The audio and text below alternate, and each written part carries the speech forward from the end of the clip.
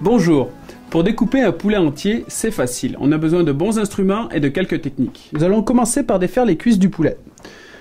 Il faut étirer avec ses doigts la peau et juste inciser. La cuisse se défait toute seule. Elle se détache vraiment bien. Quand on arrive au fond de la cuisse, on défait du cartilage et on finit en grattant l'os, ici. Sans oublier d'aller chercher le solilès qui se situe juste ici. Donc le solilès, c'est la partie la plus tendre du poulet, c'est la partie gourmande. Donc le solilès, c'est cette partie-là qui se situe à ce niveau-là du poulet. Nous allons faire la même chose pour la deuxième cuisse. Avec nos deux cuisses, nous allons enlever le haut de cuisse et le pilon de cuisse. Pour voir où est la jonction, on bouge comme ceci le poulet. Même des deux côtés, nous voyons bien. Il y a comme une partie blanche qu'on voit ici. Il faut aller couper juste dessus. Les deux pilons sont prêts. Il nous reste à désosser les hauts de cuisse. Il faut diriger le couteau le long de l'os pour éviter de se couper et enlever un maximum de chair. Ici, on tranche le long de l'os, on gratte. On va chercher le reste de la chair en grattant.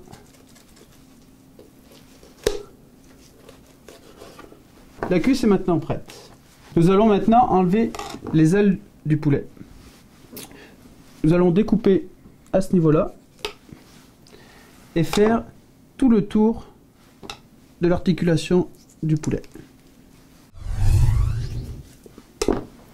J'ai bien défait la jointure.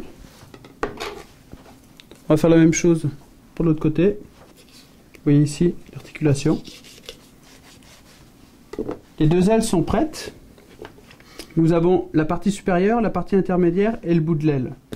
Nous gardons généralement ces deux parties-là pour faire les jus. Nous gardons cette partie-là plus pour les ailes de poulet frit ou les ailes de poulet confites.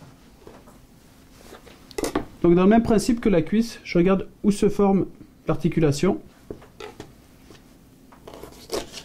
et je coupe dessus.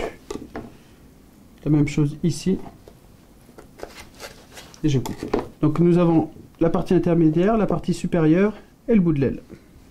Nous allons maintenant désosser les poitrines de volaille. Pour faciliter la chose, nous avons le bréchet qui est situé ici, qui nous gêne lorsqu'on veut lever le suprême. Donc je préconise de l'enlever avant. Donc on le sent avec le doigt, on passe le doigt le long et on sent qu'il y a un os qui est situé ici. Je l'enlève comme ceci jusqu'au bout. Je fais la même chose de l'autre côté. Donc c'est comme un os qui est fait en V. Je remonte le long de l'os. Vous voyez, on a encore les deux parties.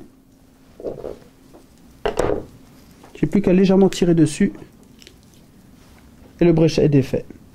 Maintenant, cela va être plus facile pour lever les deux demi-poitrines. Donc j'incise en étirant la peau. Je sens comme un os le long des deux poitrines. Et je longe cet os.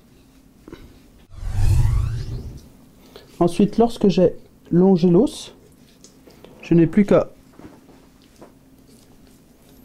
Je tranche bien la peau pour éviter qu'elle me gêne par la suite.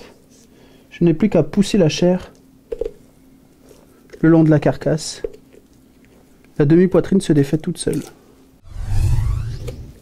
Donc, la technique consiste vraiment à amener sa lame contre la paroi et de frotter en descendant le long de la carcasse. Nous avons une demi-poitrine entière. Je vais défaire la deuxième. Si j'avais laissé le bréchet, il m'aurait gêné lorsque je tranche ici pour enlever mon suprême. Il m'aurait bloqué à ce niveau-là. Nous avons les deux filets situés ici qui se défendent tout seuls et ici. On peut laisser la peau du poulet. Je vais juste enlever l'excédent qui n'a pas d'utilité. Cela permet de garder un peu plus de jus de la poitrine lors de la cuisson. Les deux demi-poitrines sont prêtes avec les deux filets. Ici nous avons la carcasse qui peut être utilisée pour faire le bouillon ou des jus de volaille. partie, nous avons la partie intermédiaire qu'on va utiliser pour frire ou pour confire. La partie supérieure de l'aile qui va servir pour le jus ou pour un bouillon de volaille avec le bout de l'aile. Ici les hautes cuisses, qu'on peut encore légèrement enlever ce cartilage ici. Et le pilon de cuisse de poulet.